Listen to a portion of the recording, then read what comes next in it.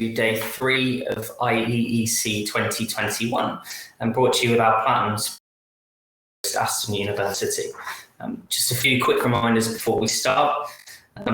Morning Emily, morning everyone.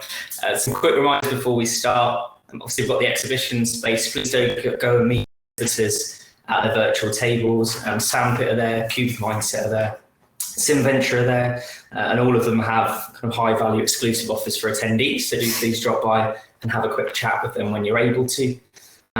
Do follow EEUK. That's the handle, and the hashtag for the event is hashtag IEEC 2021. And the program, including the parallel session timetable and session summaries, can be accessed on the platform. And then as we go through keynotes, if people have questions for speakers, please do post those into the Q&A tab. Sometimes people post them in the chat. They're a bit easier to keep on top of and make sure we get to the speaker. Pop them into the Q&A, so please post them there. I hope you're having an excellent IEC so far. We're all back in our home offices and our studies, corners of houses, wherever we're working from after a day of bouncing to Birmingham and back yesterday. But it's a fantastic day, really, really solid program. Very much looking forward to it. Morning, everyone. Seeing everyone piling in now. It's fantastic.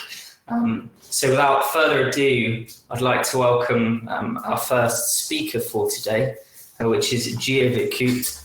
She's a serial traveller, entrepreneur, and founder of Life in Sync Coaching, alumni of Lancaster University. And she's going to be talking to us about how entrepreneurial initiatives at university prepared her to become a global entrepreneur. Gia, welcome, and over to you.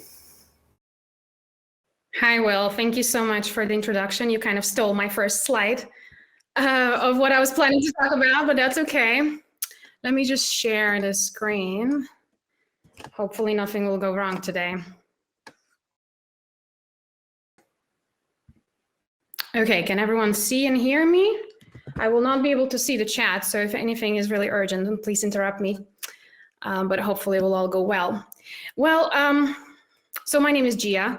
My full name is Vitkute, but I never use it. And I'll tell a little bit about myself later.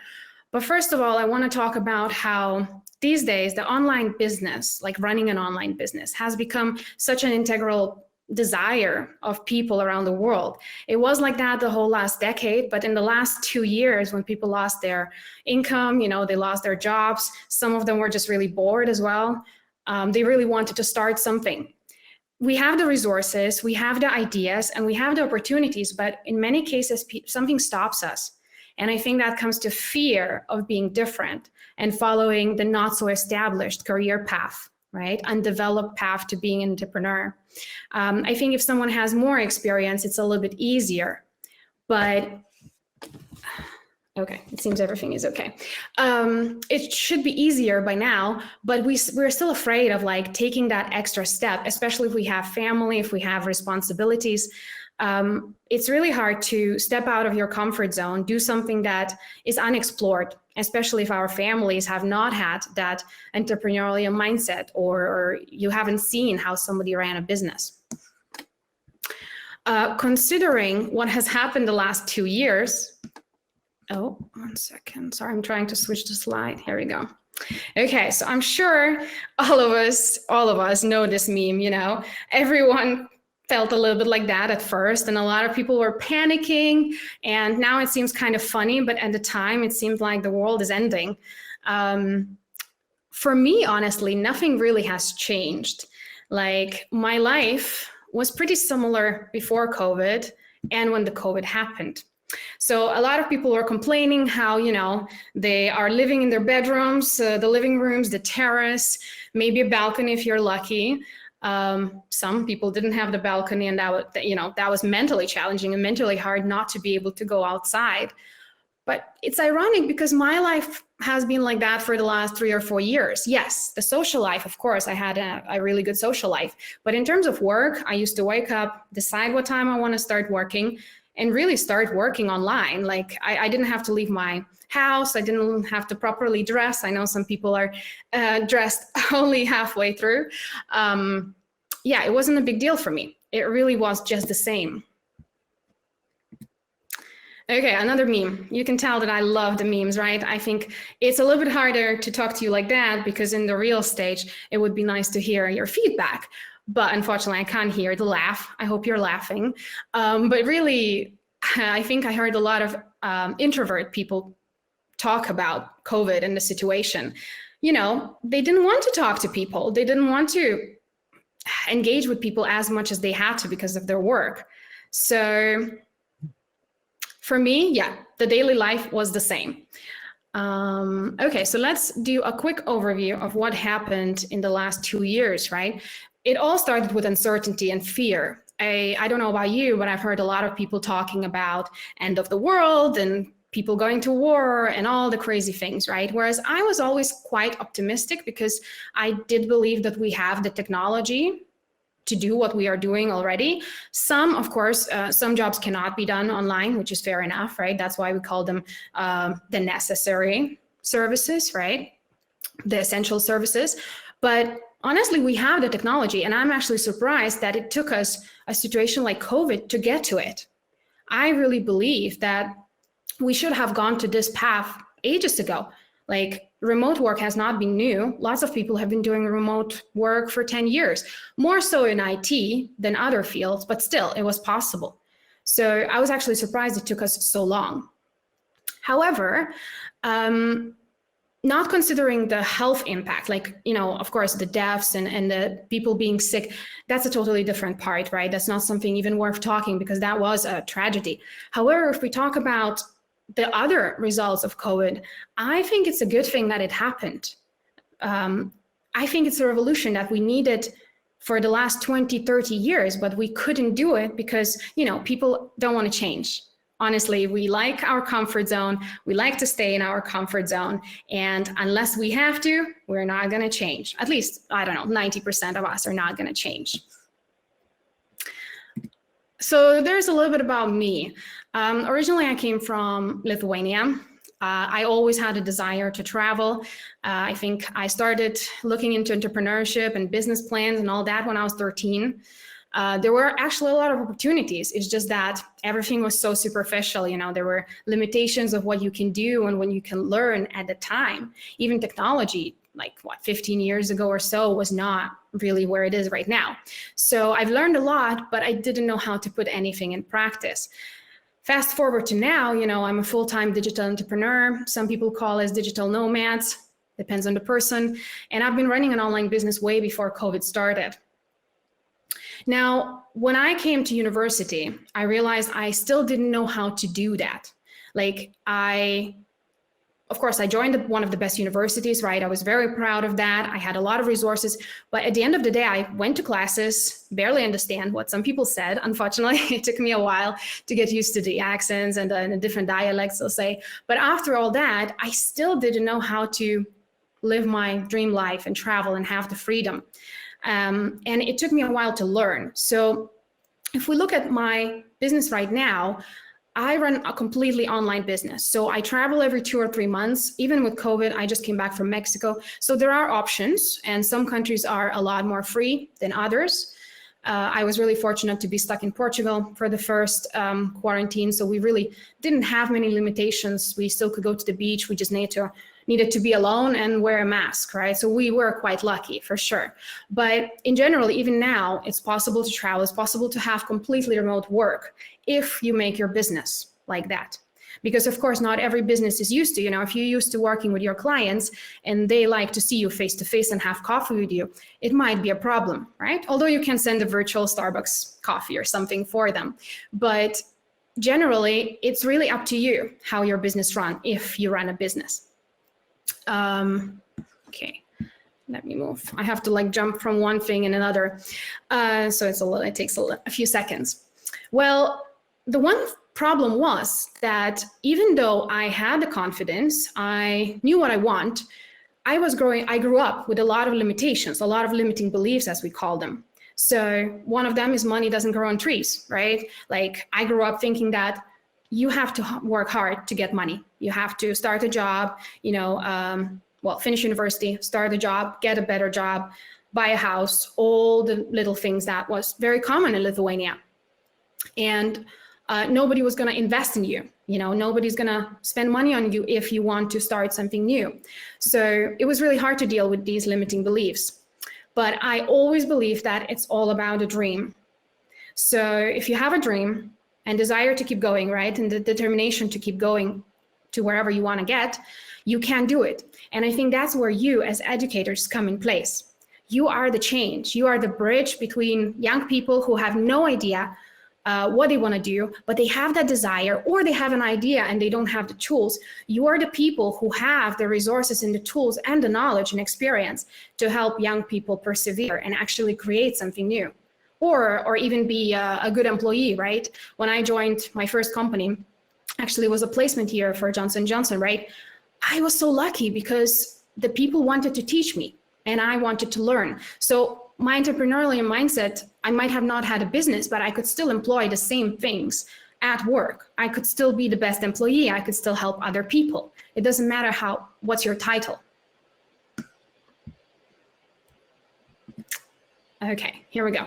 So I want to talk a little bit about what actually happened in university, right? And how it helped to shape my character and gain the personal skills that allowed me to start a business and run the business way before 2020. And I'm extremely, extremely grateful to John Powell and all the enterprise team in Lancaster. I am not paid to say that, nor I was asked to say that, but honestly, they changed my life. Like, I think I met John in 2009, which is a long time ago. And I was a first year, 18-year-old kid who wanted to really do something, but I didn't know how. Because I kept going to classes and I kept making notes and studying for the exams. None of that really helped me to learn something. And with John, I really learned how to do the little things, like how to organize an event, how to deal with sudden problems or something that didn't work well, right? How to be confident and be like, okay, it's all failing, whatever, move on, right? And do something different. And that was amazing. And I think if all the universities have that, if all the universities have people who are really passionate about what they do besides what they have to do, then there will be a lot more people who are changing the world. So a little bit about the university itself, it was great to be around really high level educators, really high level people who have so much experience. But at the same time, I don't think as a young person, I don't think I knew how to take an advantage of it.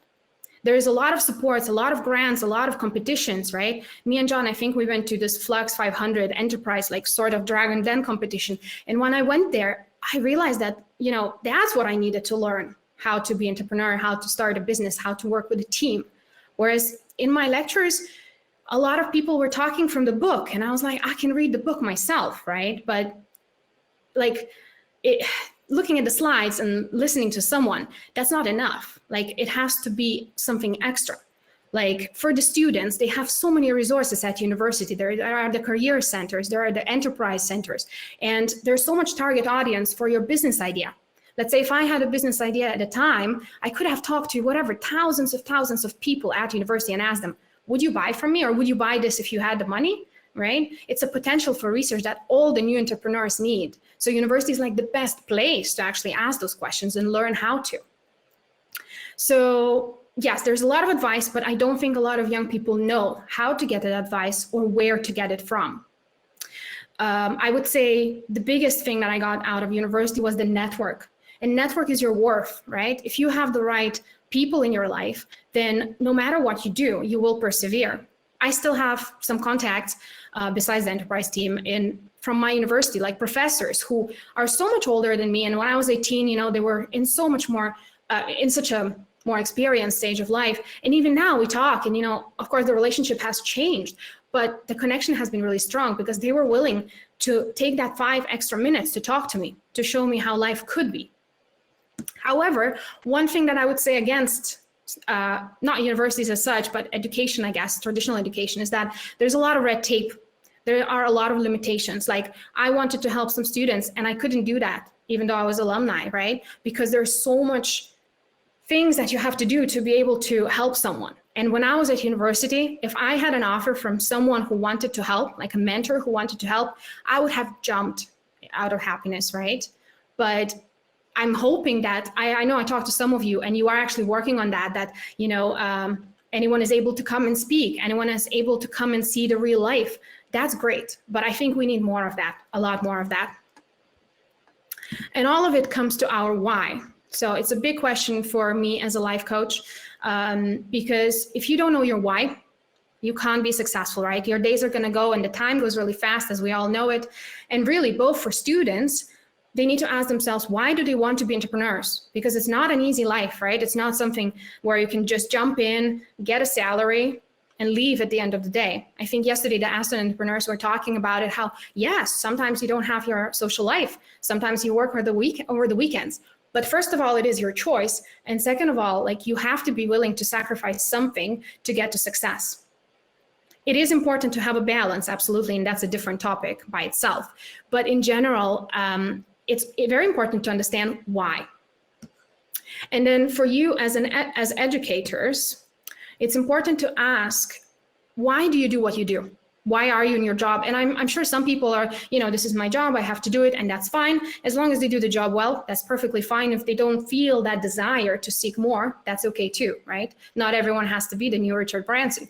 But if you have the desire to help young people and change the world by doing so, then you need to understand why you're doing it. Like, what makes you help them? Like, what keeps that fire in your body to be like, yeah, I want to help. I want to, help that kid understand its value and understand its strengths.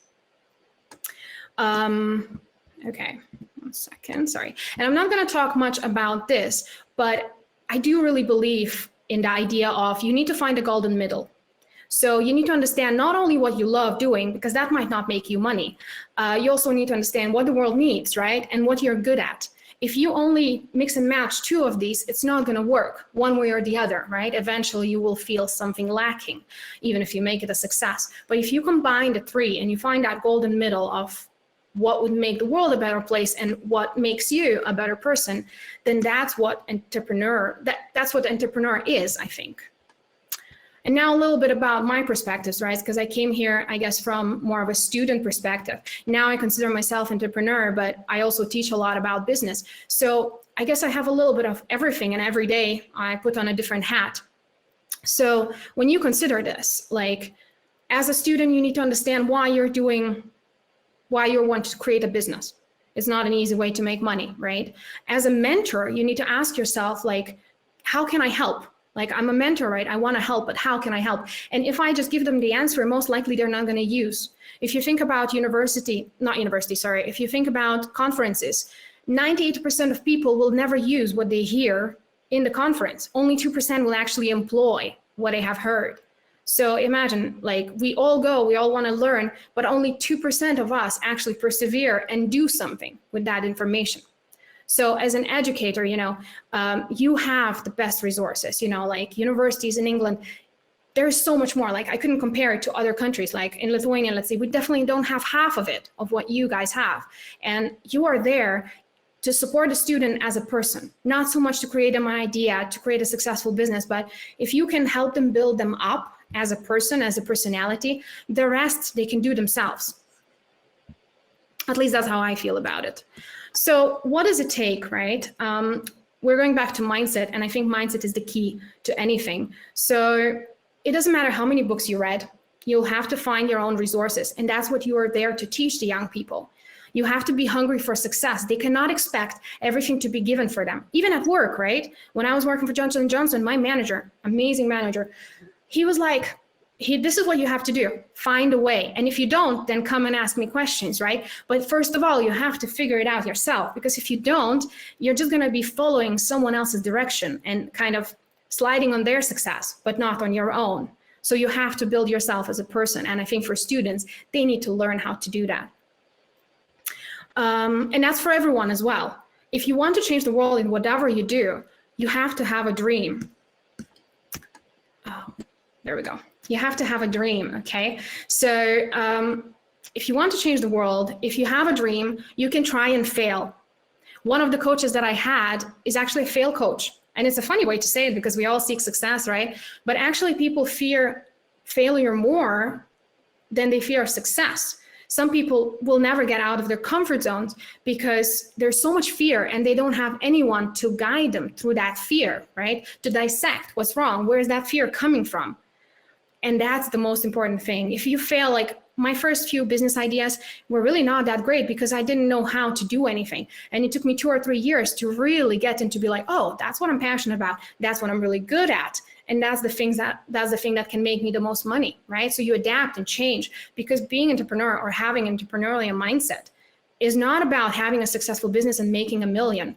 It's about really having the mindset where whatever happens to you, you take the best out of it. And I guess a few of my last pointers. Thank you so much for having me here. And I guess yesterday I really liked that question about advice of like the young people in general, and in general for everyone. And I think this past 2 years really taught us that we have to diversify our income sources. No matter what you do, no matter if you have a full-time job, if you have a business, even when you have a business, like I have 3 businesses because I need different income from different sources. Otherwise, one of them could disappear tomorrow, something could happen, and then I would have to start all over, right? I don't want to do that. So we have to really diversify ourselves. And we also have to play to our strengths. Like we really have to understand who we are, because let's say if somebody from the army gave me an advice, right? I might really admire them and they might be my inspiration, but if their life is not relevant to who I want to be, then the advice is useless as well. Like all my life, I wanted to travel online and have a business, and everyone around me, even the successful, why don't you start a business here? Why don't you do this? And you cannot travel and you cannot do this, but you can. You just need to believe that you find one person that does what you want to do or is better than you in something, and really ask for their advice, because they are the best people to advise you, because they're 1 step or 2 steps or 3 steps ahead of you. So yes, last bit, I'm actually starting some discussions on education on Clubhouse. I don't know if you know this application, but if you don't, we can talk about it. So if anyone would like to talk about education, have some discussions in the group or one-on-one, let me know. Contact me either on LinkedIn, or you can book a session on my Calendly. I think I attached that to my profile. And again, thank you for having me. I guess now it's the Q&A session. Let me see if I can have a look at the questions. Okay. Thank you. Will. It's really interesting. Lots firing away in the chat, so we're taking a lot away from that, which is fantastic. First quick question, Annie Panalina wonders, we have over 30 years of experience using alumni perspectives as a matter of course using social media these days. Can you describe some of the barriers you found to feeding back? Absolutely. Well, okay. So I think the thing is getting to the right channel. Like, I'm a business major. I generally perceive everything as very easy, but when I wanted to help out young people and teach them in some universities, I really couldn't do that because they were like, well, we cannot offer this. Like I wanted to kind of teach some young people to have an internship with me, nothing difficult, they can always quit if they don't like it, or they don't have to pay for anything, which some people pay like, thousands of dollars for my coaching. But I couldn't do that because I was not either licensed or approved. And I know it's not in every university. And I think I had discussions with some of you that, some of you have more freedom to choose from. But I do believe you have to make it easy, because we have so many resources and we really could give them back to the students. And a lot of us are willing to, like a lot of entrepreneurs I met are really willing to share with, let's say, their past universities and whatever place they studied, but they couldn't because of the limitations of like really being approved to speak or being approved to talk to someone or sending an email.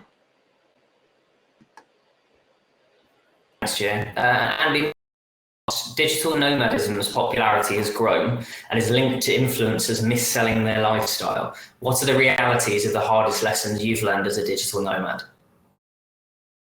I love that question. Yes, gosh, I went to Bali. I spent 3 months in Bali, and everyone around me was really like taking pictures and going to the gym and partying, and literally they did no work and they were broke most of the time. So that's a really good question and a funny one.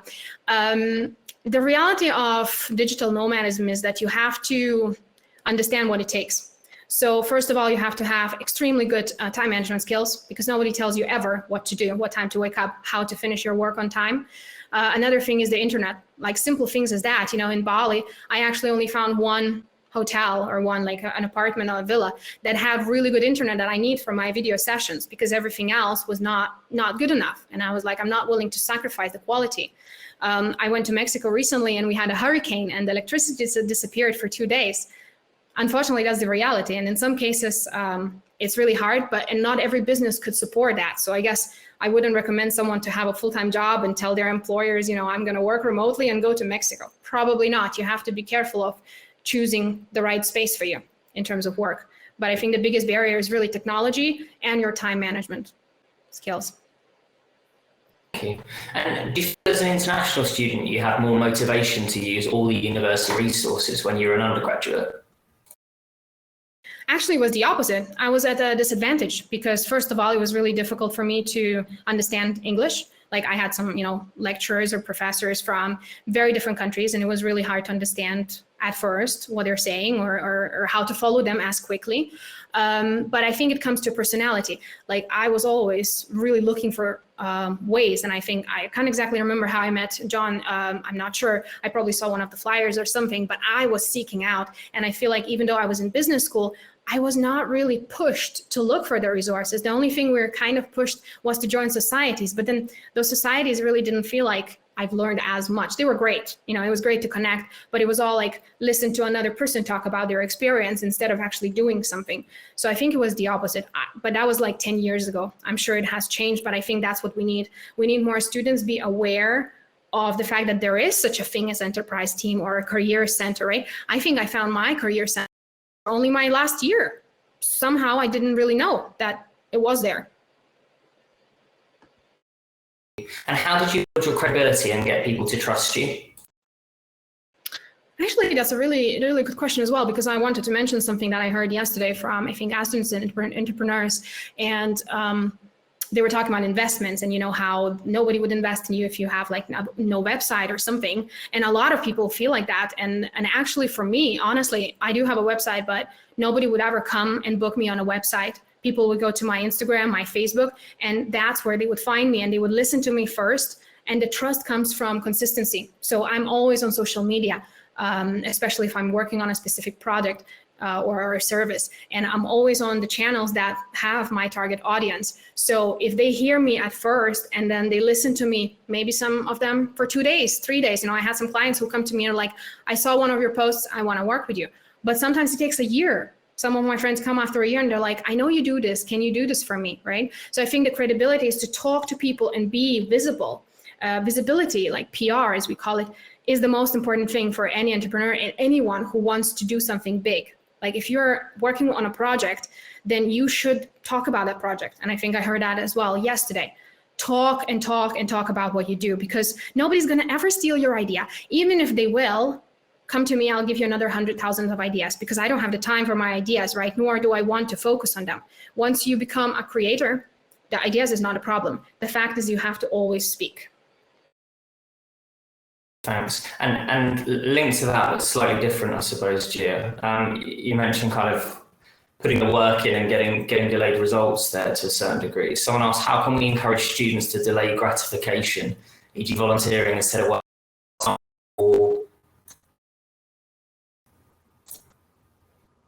Interesting, yes. I think as a student, at least when I was a student, I don't think we really had too many opportunities to get paid unless it was like a placement or something. Now it's a little bit different, but I think you can really talk about the role models, but not someone like, I don't know, someone like Oprah, who are really famous, but find someone real. Let's say like I'm a real person, right? I finished university 10 years ago, and I'm not someone who has changed the world to crazy length yet. But if they could talk to someone like me or whoever else, even you guys, like you are such inspiration. You have been following your careers and doing so much for students. If they hear from you and they can actually talk to you, I think that will motivate them. Okay, I can learn this.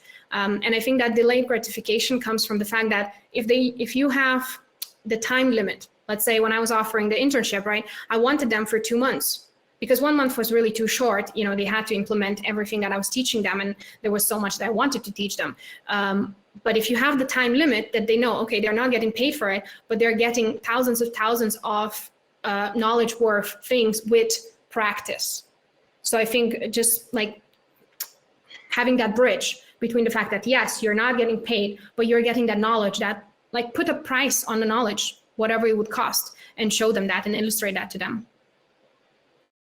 And what one thing do you think enterprise educators should do to support students who want to be entrepreneurs?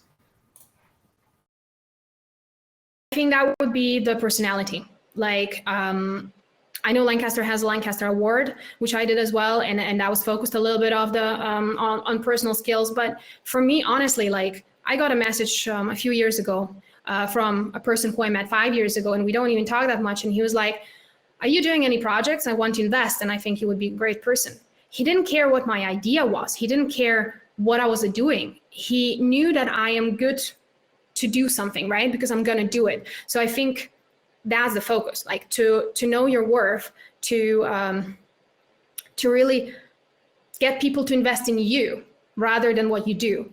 Because you can start any business any day, but if people see the value in you as a person, that they know that you are confident, and that's something that I think educators could focus on. The confidence, the speaking, the network, right? To learn how to network is the hardest thing for some, especially introvert people, right? That's something that I think anyone could benefit from. And Chris Moon asked, did you join an Actus at university? I honestly don't know what that is. I think I heard it a few times now, but I don't think I knew it at the time. Yeah. Got it. And what's the key to sparking confidence within students so they can be enterprising or entrepreneurial? Create groups of people that inspire you. So we call that accountability circles, especially in coaching. But if you can have different level of people or different level of skills together in a group, maybe they catch up, once a month or once a week, depending on where they are, but they get inspired by what people do. And then you find people online who can inspire. For example, right now on Facebook and Instagram, there are so many people who do Facebook Lives. I know LinkedIn, I think, started doing that as well. YouTube started doing shorts. If you can follow a few people that inspire you as a person, as a young person, you will want to have their life. The first time I saw a digital nomad and the way they were working in a hostel when I was traveling, and I was like, traveling is for fun, but they were traveling and having work. And I was like, how do you do that? That was my biggest inspiration, hands down. And what change, if any, would you like to see to traditional education to enable and encourage entrepreneurship and enterprise? Well, one of the things for sure is to have people who teach their subject to actually know the subject. So unfortunately, I had quite a few people in my life in education where they didn't have the practical experience behind what they were teaching. And I was a little bit sad because any question that you had about real life was, not answered. So I think really to focus on the fact that nothing in theory can help you. Practice is the key. So yes, absolutely, you need to learn a lot about different parts of businesses, different parts of any subject, right? But you also have to understand it comes from practice. We need to see how it works in real life.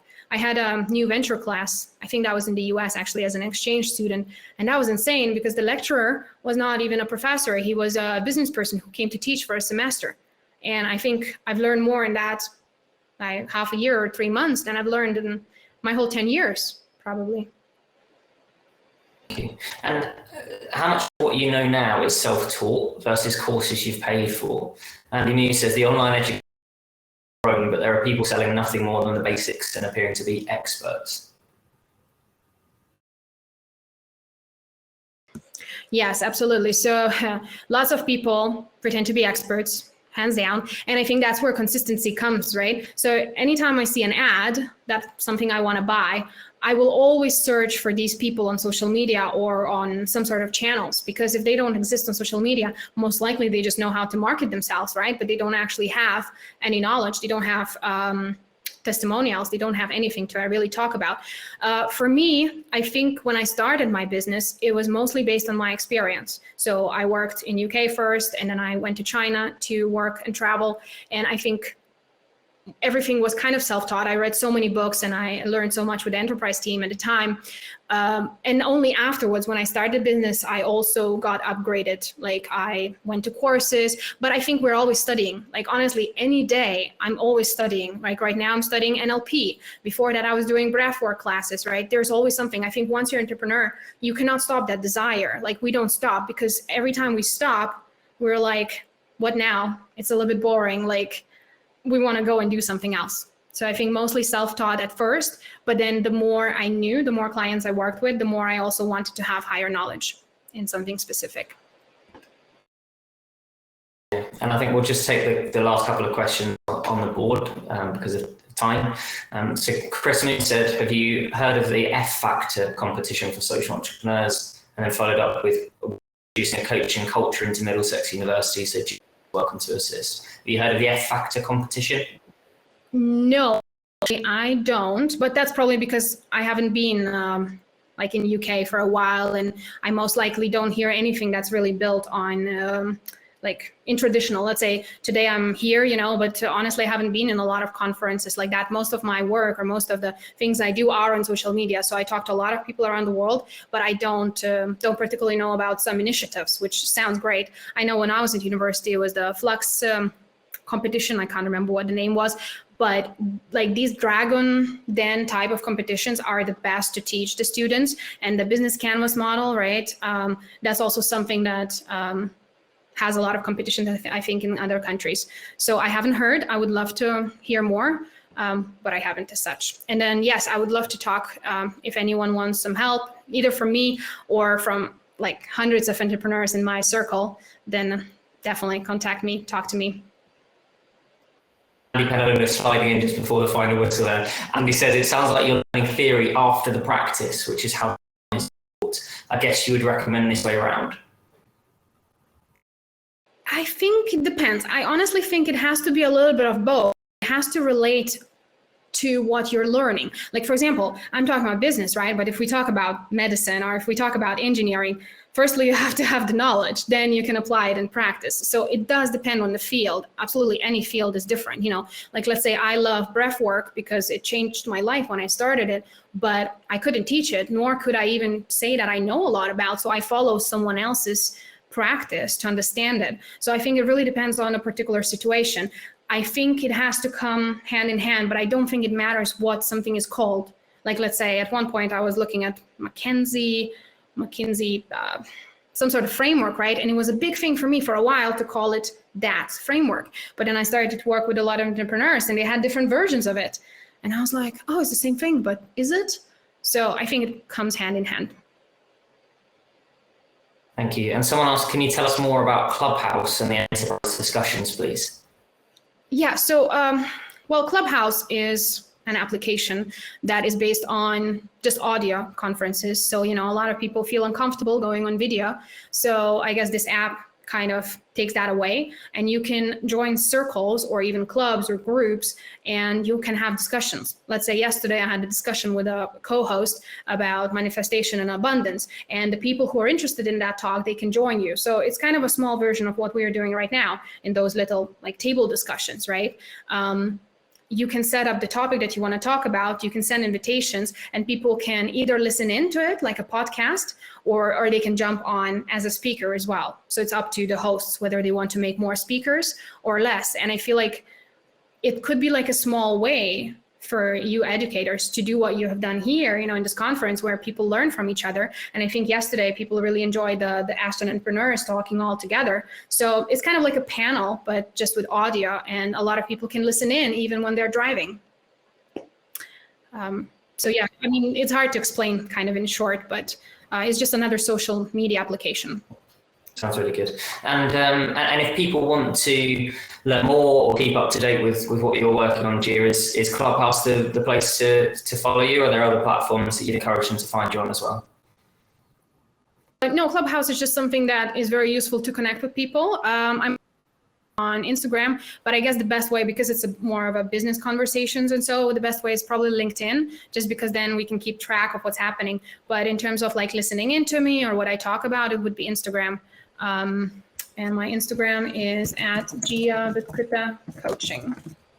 But if you do add me or if you follow me, oh, I think I posted it in the wrong place. Yeah, if you do follow me, send me a message, because I would love to engage, because I have quite a few followers, so I don't always see the new people. So I would love to know that you have met me, and you have heard, and that we have a lot to talk about. Sure, great.